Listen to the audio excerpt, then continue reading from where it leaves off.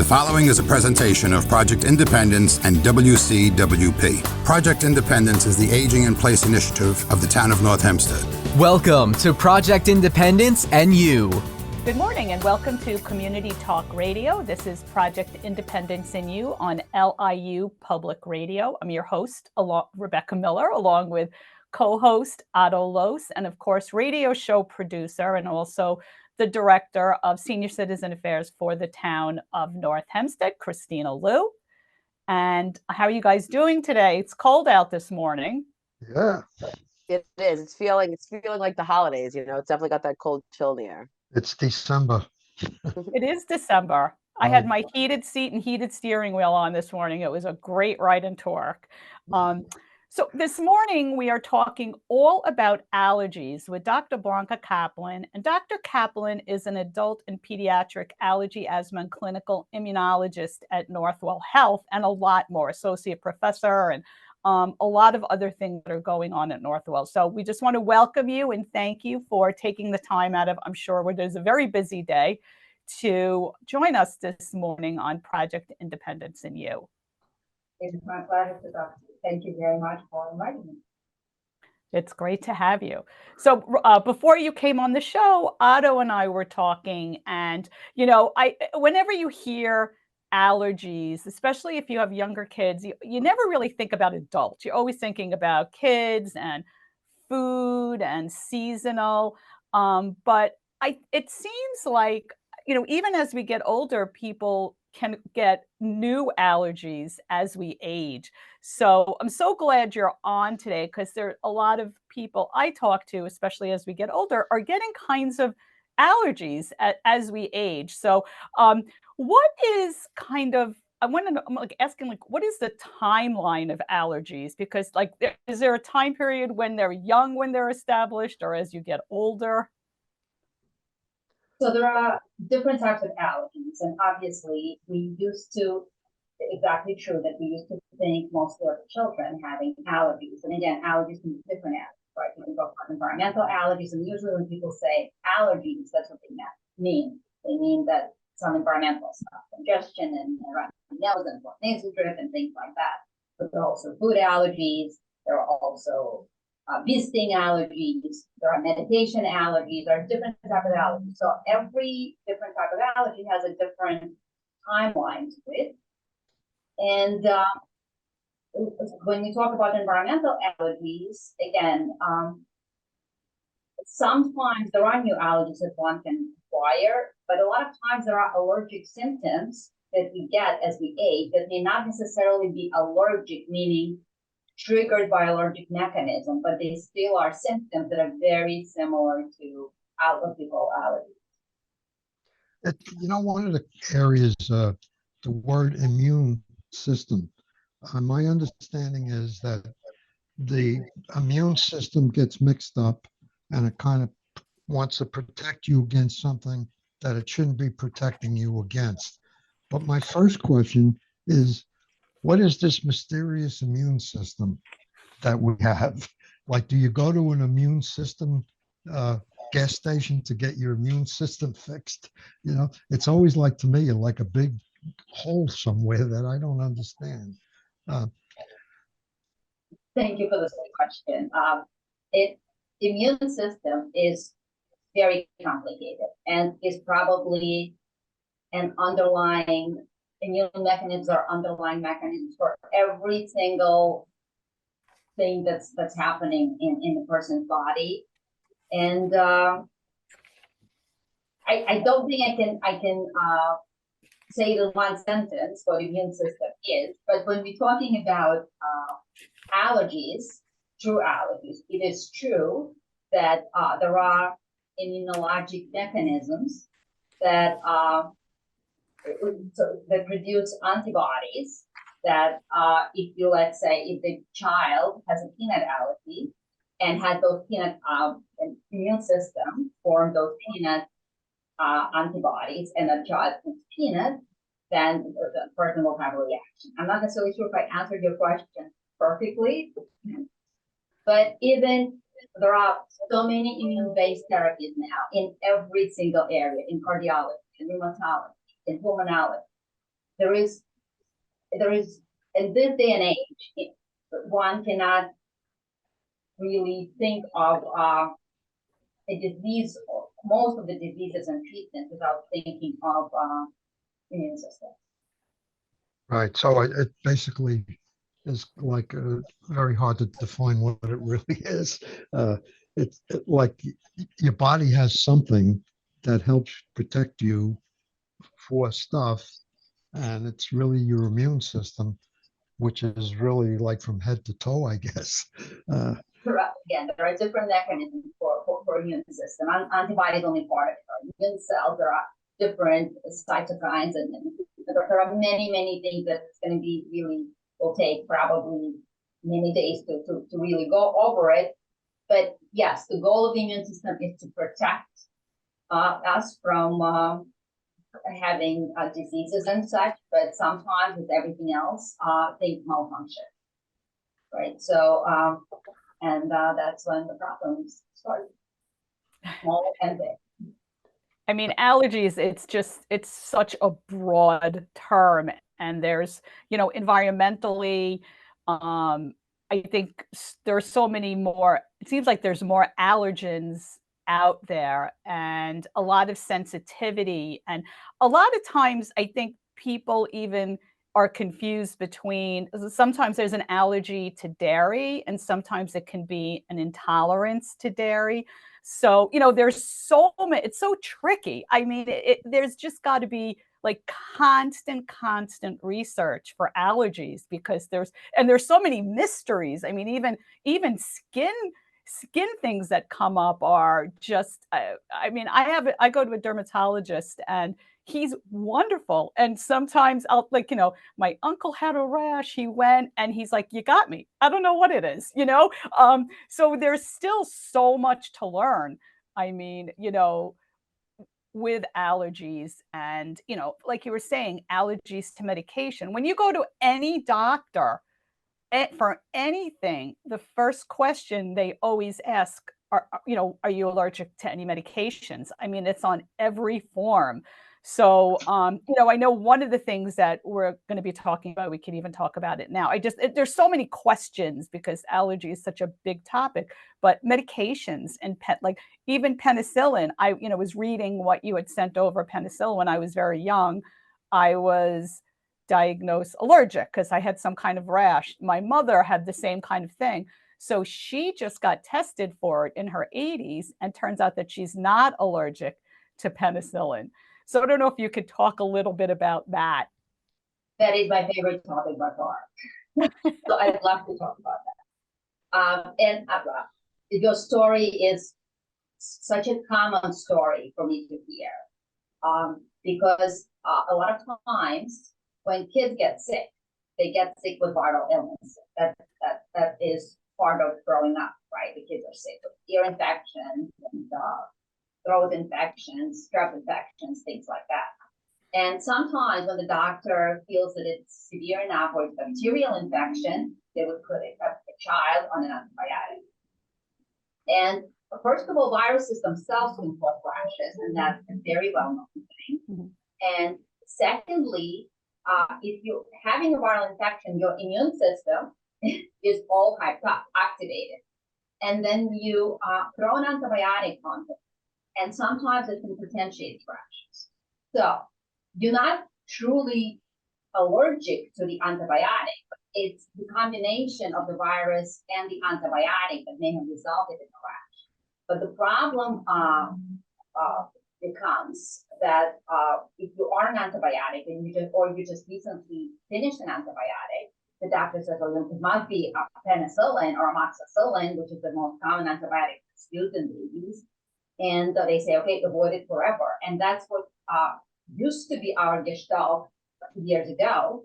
And decades of research have now shown that people who have what we call label of penicillin allergy, meaning that they have in their chart written that they have penicillin allergy, they tend to, I mean, obviously they get an alternative antibiotic when they're sick. So they can't take penicillin, so they take something else.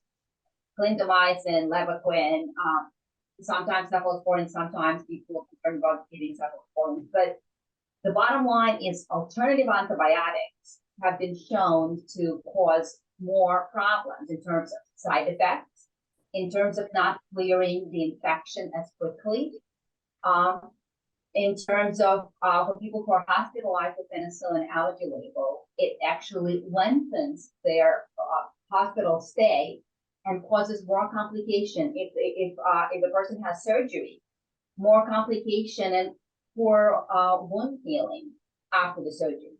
So there are a lot of impacts that penicillin allergy label has, and it seems like we have so many other antibiotics we hear about penicillin, but it's really not true.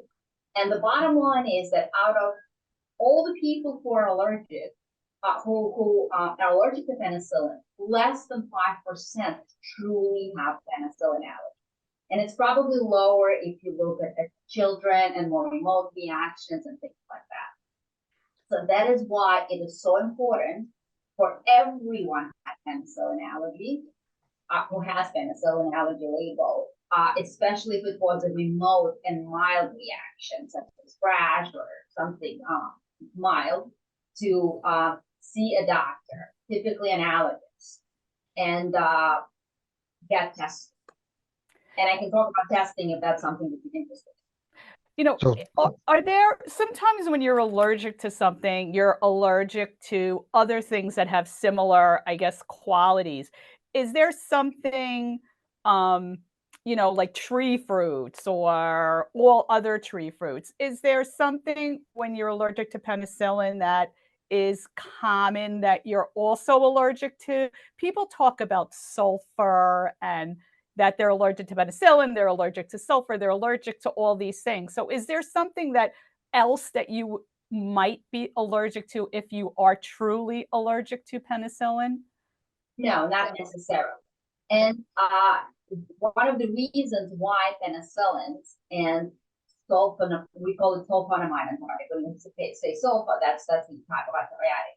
Because penicillins are the most commonly prescribed first-line antibiotics. Right, so that's an initial antibiotic. So that's why it happened to be the most common. But you can, if another antibiotic would be prescribed as commonly, there is a good chance that it would probably result in the same type of reaction. Gotcha. So, you know, like we're pretty much inundated on television now with medications. Advertising. It's like half the ads that you see are with some kind of medication. And they all talk about at the end, if you're allergic to this, don't take it. You know, how do you find that out? You know, to me, it's always like, okay, how do I know if I'm allergic?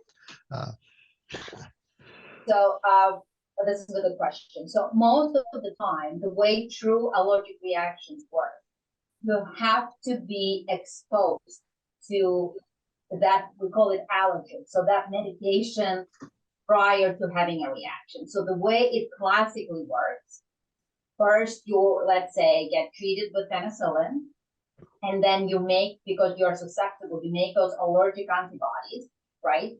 And then the second time when you take, a third or whatever, fifth time that you take those antibiotics, you will have a reaction.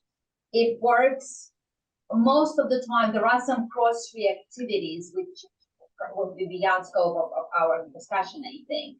But classically, this is how allergies really work, right? So, but sometimes we can't trace the first, right? So that works for again, as I said, true hypersensitivity reaction. But there are so many other, we call them adverse reaction, not necessarily allergic reaction, such as side effects and toxicities that you don't need to be exposed prior to that, because those are not immunologically driven side effects. I hope I'm not confusing it.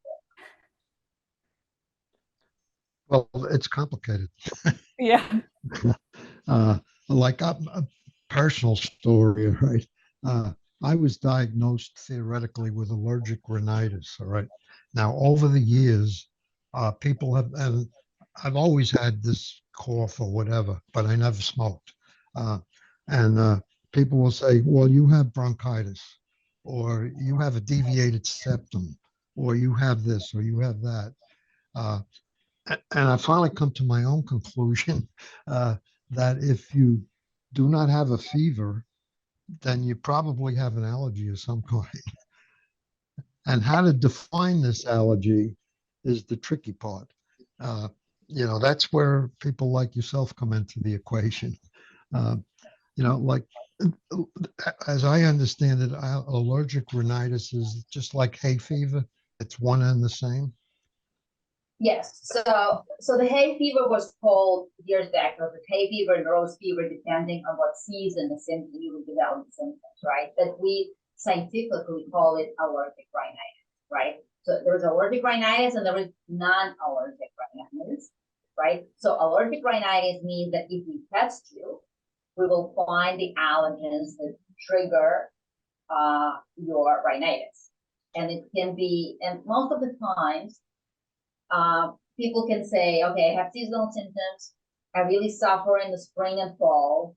And that's pretty typical, right? I also have itchy eyes and I have asthma and I cough and I wheeze in the spring. So this is very clear that it's probably, it's very likely to get into.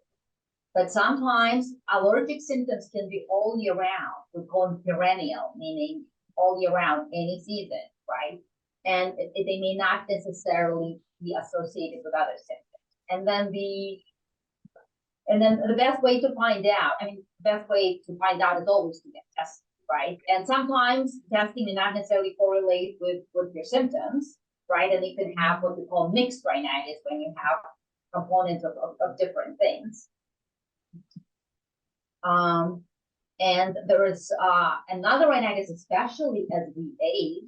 We call it vasomotor rhinitis, when there is problems with innervation and vessel, and we test you, and there's no allergen to you, so it's really a non-allergic type of rhinitis, and it's treated a little bit differently than regular allergies. Actually, we have to take a break. After the break, we'll continue talking all about allergies with Dr. Blanka Kaplan. You're listening to Project Independence in You on LIU Public Radio. Take WCWP with you wherever you go with the WCWP app.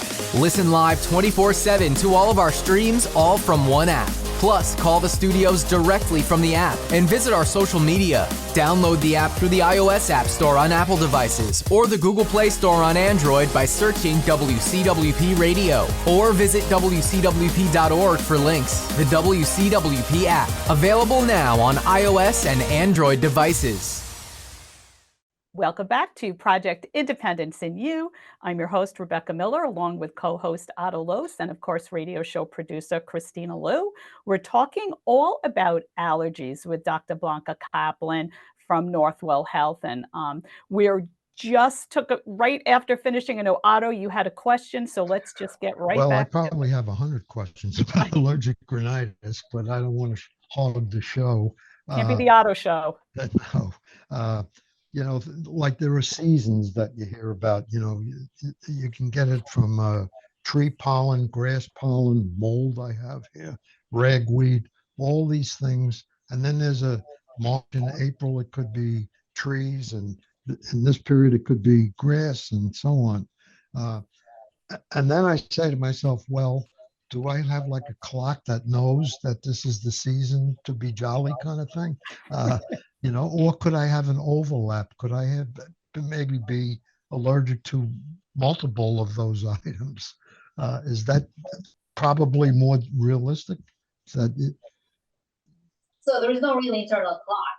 Your symptoms, if you have seasonal symptoms or any type of symptoms for that matter, depends on when you're exposed to the allergy, right? So in the spring, we expose to tree pollen. So that's how your symptoms that's how you get the symptoms. It's not that you have an internal clock that says, okay, this is April, gotta have the allergy. Right? So there is a way. There are multiple websites anywhere, any weather channel now will tell you what your allergy levels are during the spring, summer, fall season, so that can be measured. the best way to prepare, if you know that you're getting symptoms every season, is probably talk to a doctor and maybe start medications prior to your allergy. And that can save you a lot of bad symptoms. You know, I was just thinking, does it help for the diagnosis to sort of keep a broad kind of a log that says this is when I've had, you know, sneezing or, you know, like I sneeze many times after dinner, which I don't think has anything to do with trees. Exactly. I do love that question because history for us allergists is very, very important. So if there is, I don't know, it is of importance for environmental allergy, but especially for medication allergy, it's even more important. But going back to your question, a lot of times there is so-called gustatory rhinitis, which is a fancy word for runny nose with meals or especially after spicy food. And people do tend to get more of that as adults and older adults, right? So again, this is a non-allergic type, but again, it can definitely coexist with allergies. So you can have both environmental allergies and other types of non-allergic rhinitis, right? And again, there are a lot of irritants, right? So that can smoke in the air, pollution, things like that can contribute to those types. You know, short of living in a bubble, it's, I think, almost difficult. Like I like to be outside. I play golf, I walk, and I really intend to continue that. Because I think the trade-off is, okay, so I have these symptoms, but they're not life-threatening. They're sort of a discomfort sometimes. But then you try to fix the symptoms, and that's where some confusion comes in, not just for me, but a lot of people I've talked to. You know, sometimes they say you should take a saline and clear passages. Then there are other times where you should take a nose spray, and then you should take an over-the-counter, like an Allegra or whatever. It's difficult to figure out what you should really do. Yeah. What's your thought on what you should do? That's in part why we still have jobs, right? So we can, Yes. a lot of allergy medications are over the counter. So it is true that they're very accessible. And just going back to your first point, I think if we weren't sure before, the COVID pandemic has shown us how important it is for us to stay together and connected, not virtually, but really, right? So I want you to keep going outside and doing your thing. And that's why you have us allergists to make sure that we can give you the proper medication. So if your symptoms are very shortly, let's say 4 or 6 weeks in the spring, right? Then taking allergy medications is a great thing. And as you correctly said, the majority of those allergy medications are over the counter. And saline spray never hurt anyone as long as there's no some kind of specific intolerance to this. So it kind of it flashes away whatever allergens and whatever else, and it maybe is a slight decongestant when you spray. But a lot of times nasal spray may be a little bit too mild for the degree of symptoms. And again, the first line, and that's what's getting advertised all over our television sets, is definitely cortisone nasal spray. And there are different kinds of them, and there are a lot of them that are over the counter. And again, using them can be very helpful. And a lot of times we would actually start those sprays before allergy season to help. And that can actually help with preventing complications of allergies, such as asthma and sinus infections and things like that people get during the season. And a lot of times we use it in conjunction with allergy medications, oral allergy medications. So there's, again, a variety of those. You know, it's interesting is like sometimes you get a runny nose and then other times you get a stuffed nose. So it can't make up its mind. Uh, so I guess you kind of have to play it as it is. So when we're talking about especially preparation for allergy season, consistency may be the key. It is the key, actually. So taking it every day, not necessarily as needed, is a big deal, right? And that will really improve your symptoms significantly.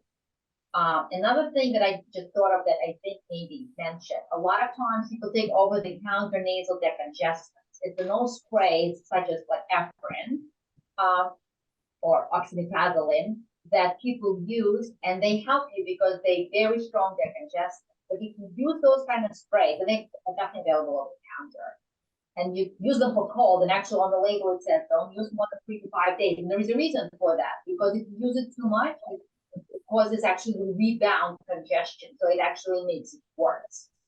So again, using those nasal sprays long term is definitely not a good idea.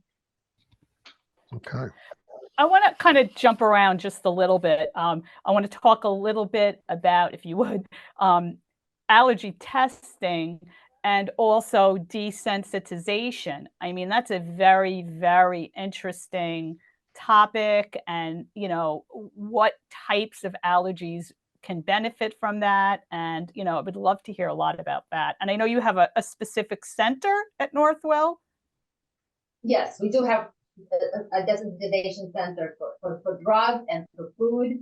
And when we actually do allergy shots, it is a desensitization to environmental allergies as well.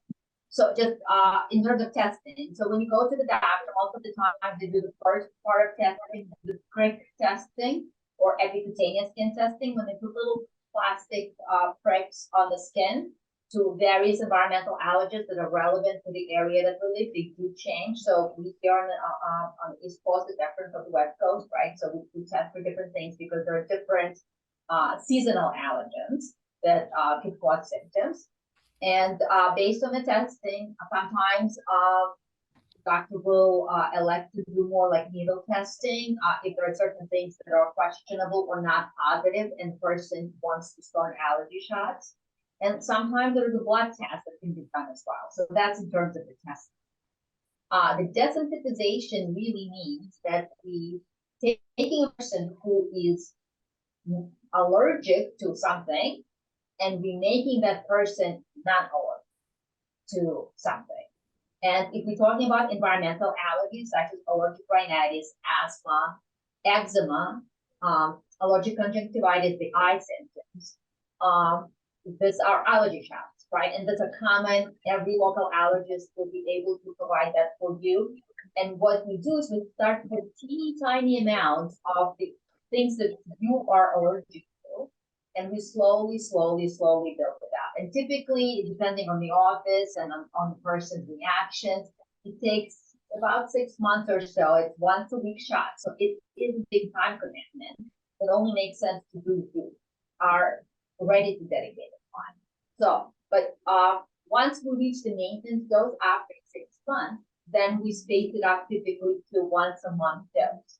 There are quicker protocols available, and again, you need to talk to allergists about that. It's a quicker build up for allergy shots. But once you reach the maintenance dose, then you treat it for a minimum of 3 years, 3 to 5 years. Usually we treat to get some type of a sustained response. So basically, if the person was allergic to cat before, there is a very good chance that the person won't, or the pollen. So that's environmental desensitization, right? Desensitization for environmental allergies. And again, that are known as allergy shots. You want to ask a question? I'm sorry. No, that's all right. You mentioned the word environmental, which a lot of what we've been talking about is environmental. And then the other term I saw you had in notes is exposure.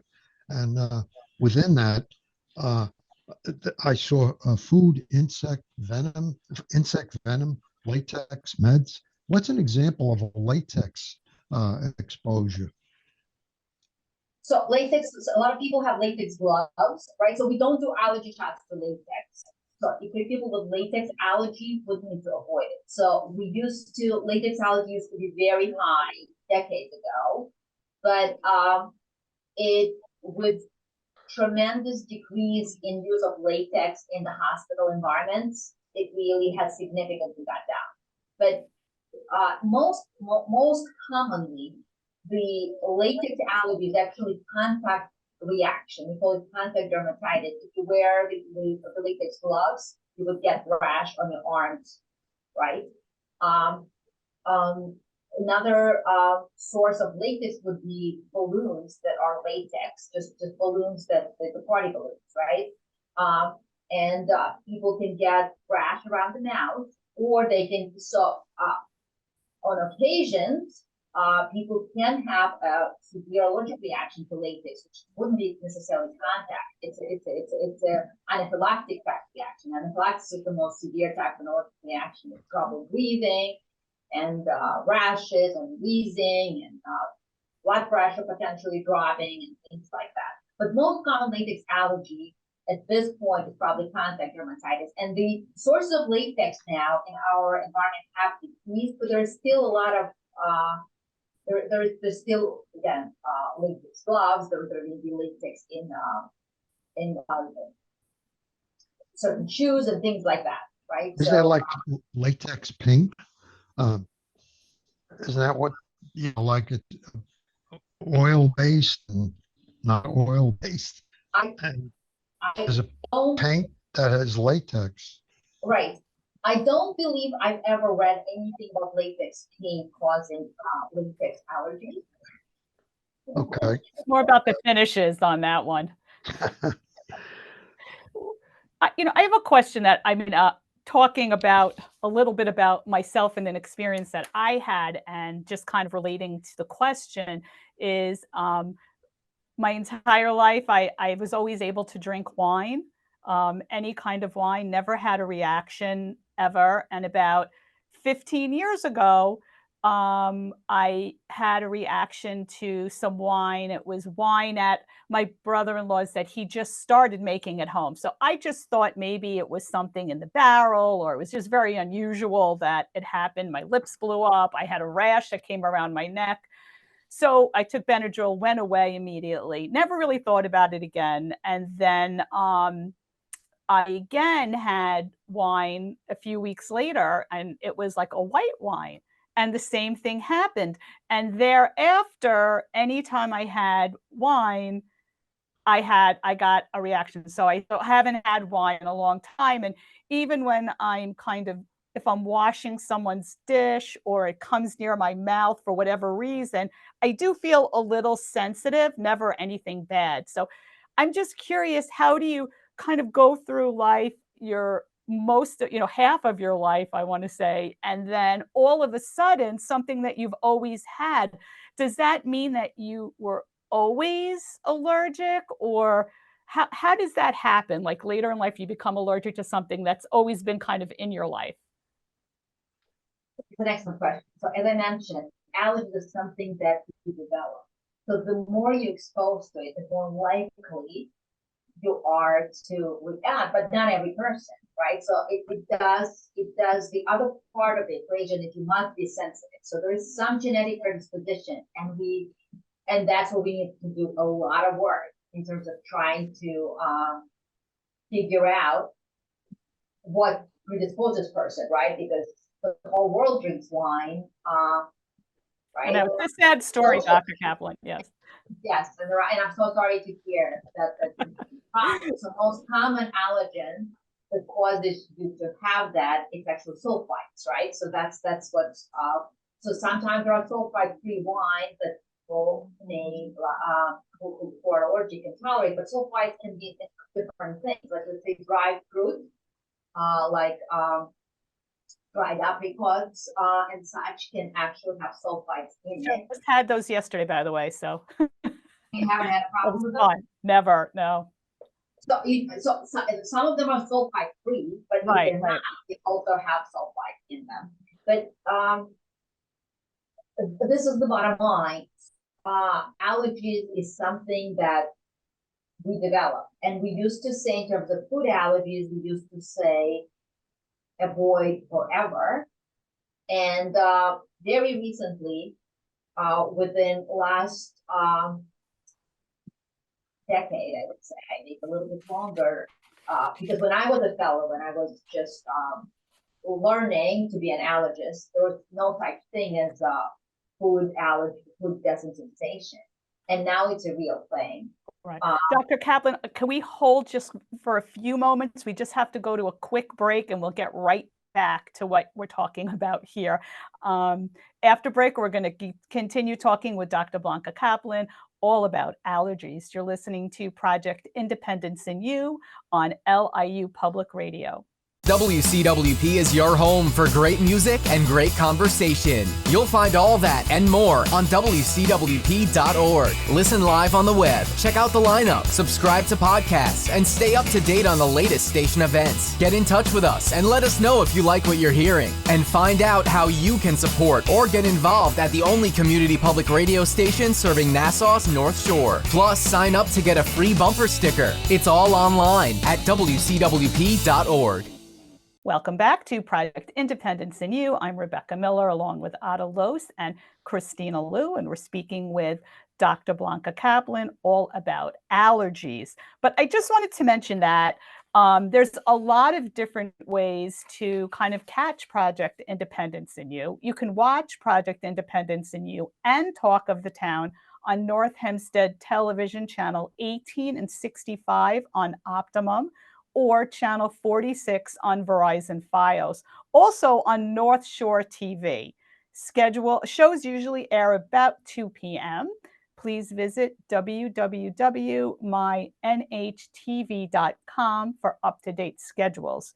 In addition, you can watch online at WCWP Studios YouTube channel or on the Project Independence website. So there's a lot of different ways to watch the show, to hear the show, and those just mentioned most of them, I think. So before break, we were kind of them all at once too. You could do them all at once. You can have your monitor going, your TV going, your radio going. There's so many different ways how you can listen to Project Independence in You. But Dr. Kaplan, so I told you my sad wine story, and before break you kind of mentioned the desensitization again. So I want to get right back to that.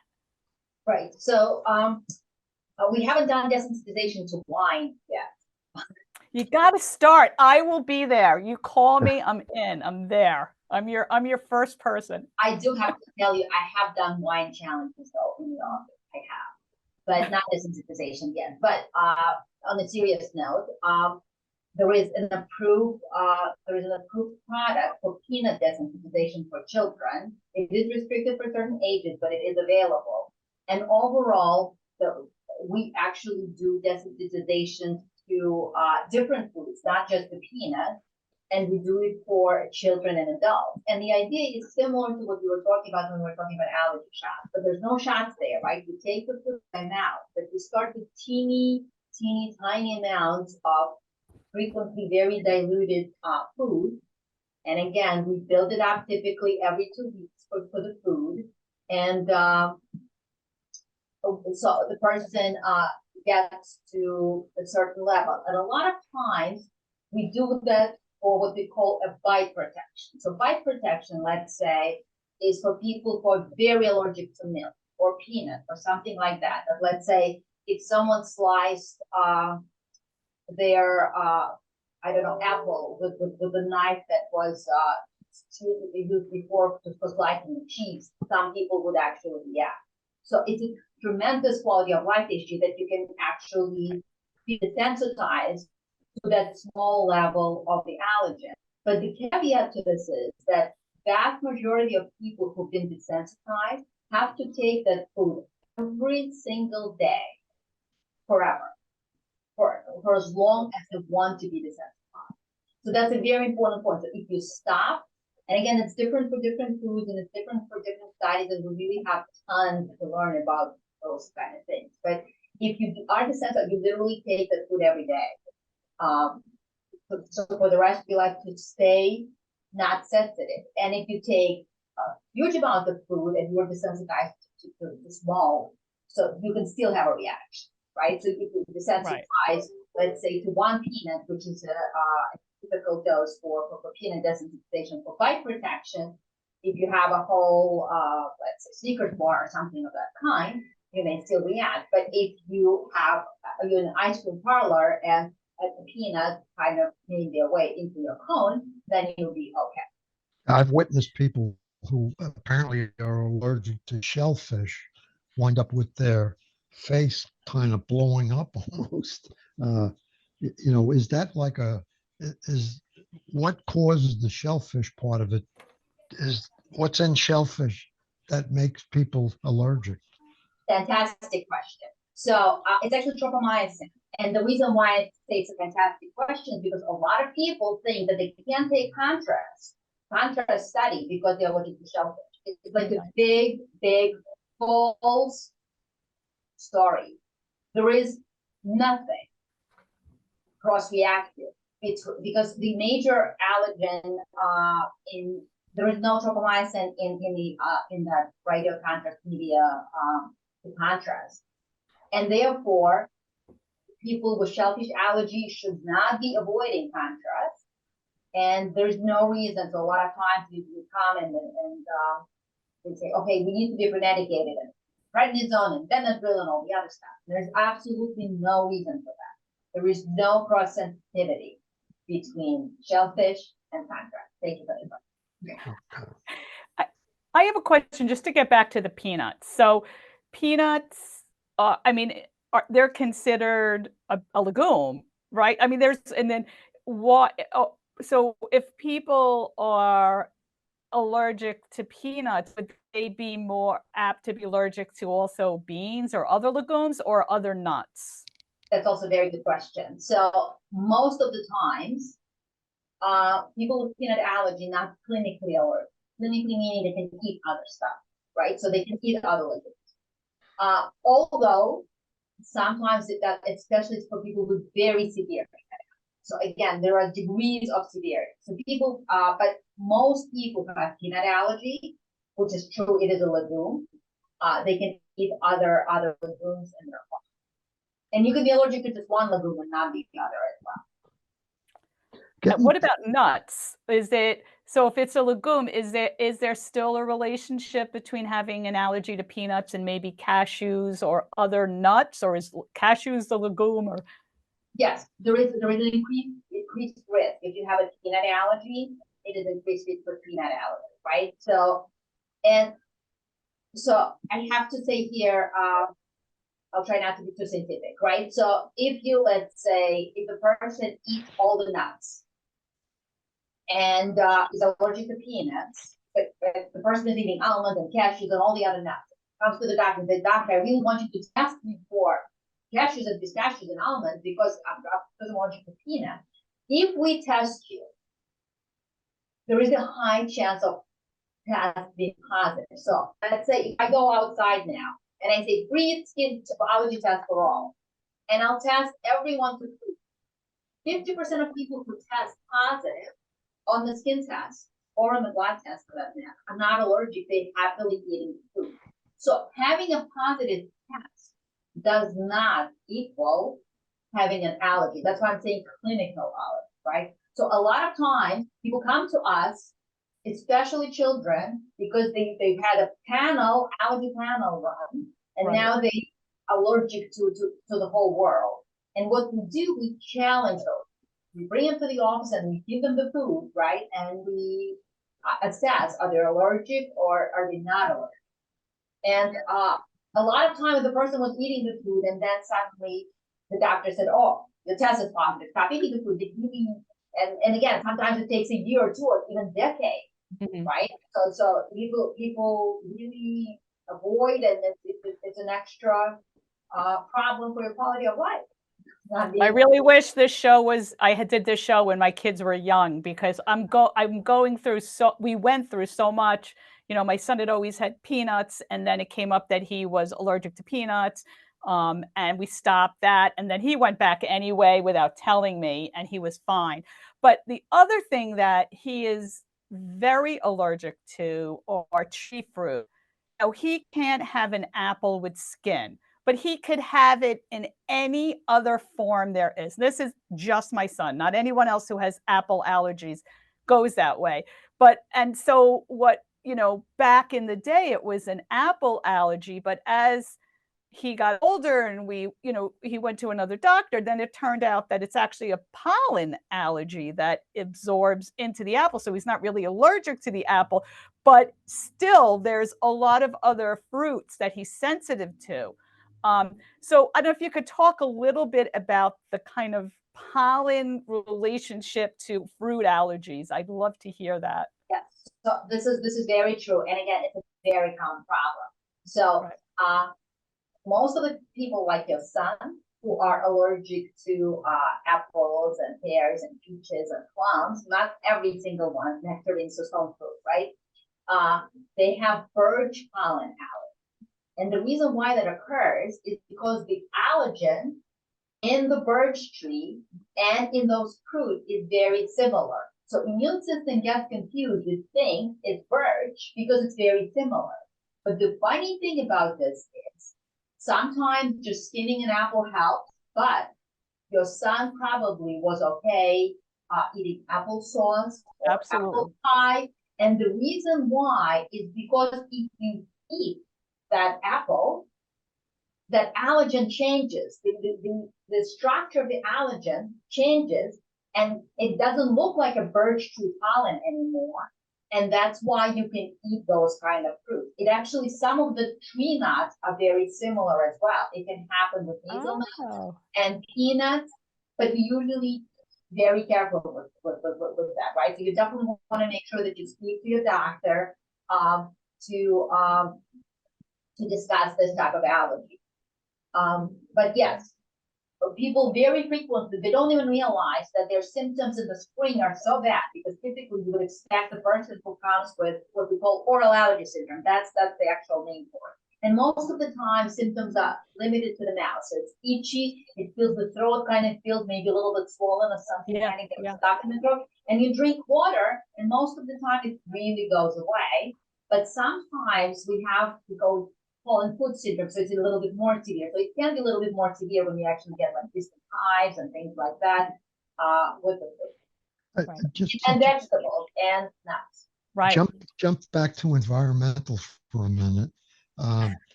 In the home, there's a lot of people who try to sell air filters, duct cleaning, pretty much on a regular basis. What is the view from an allergist point of view as far as that goes? Is it helpful? Right. So there are a lot of allergens that are airborne, right? So if, let's say, pet allergen is definitely airborne. So if you have pet allergen, we would actually recommend some kind of an air filter, right? If you have dust mite allergy, the dust mite allergy is really not necessarily airborne. It is something that's in your bedding and in the carpeting. So the air filters, HEPA filters, would not be necessarily so helpful for it. People who have pollen allergies, we do recommend early in the season turning the air conditioner on with a good filter, make sure that the filters are clean to make sure that it prevents the pollen from coming in. And again, for pollen, whatever it's making, the HEPA filter can be somewhat helpful. I hope I answered that question. I guess duct cleaning probably falls into that. Where they want to come in and clean all the ducts out if you have central air. And there's an ad today that comes in the mail, basically, get your ducts clean now and save whatever, but I often wonder, is that something that really means anything, or is it just a good marketing thing? I'm not actually sure, but I feel like everything that kind of the air goes through, it does need to be clean, right? Like the filters, right? So it's so if stuff accumulates in the ducts, maybe it's something that Right. Dr. Kaplan, there's so many advancements happening so quickly in all fields of medicine. Just every day with research and everything that we're learning. What are there things coming down the road in terms of allergies that we're kind of striving for? I mean, you have people, and we didn't talk even about like anaphylaxis allergies and people who have the EpiPen, and I mean it's always extremely frightening. Are there other things coming down the pike that we could look forward to in terms of, relief for allergies or of any kind? So again, there are different types of allergy shots, as I said, environmental allergies. They have been working on some kind of a quicker, fancier protocols for environmental allergies, but again, it is still something that's in research. I think the food allergy desensitization is something that we really getting more and more knowledge about, and we offering it for more allergies. I think the biggest thing now that in terms of the drug allergy is really importance of the labeling for penicillin allergy. And I'm sorry I'm circling back, but I really want to make a huge point of that because it is so important to, it's so frequent that I see 80, 90-year-old people who had a reaction to little children. Right. And for 80 plus years, they've been avoiding penicillin. So, and removing that penicillin allergy, and then they get all those terrible complications of the hefty antibiotics. So I think this is a huge point, and any allergist in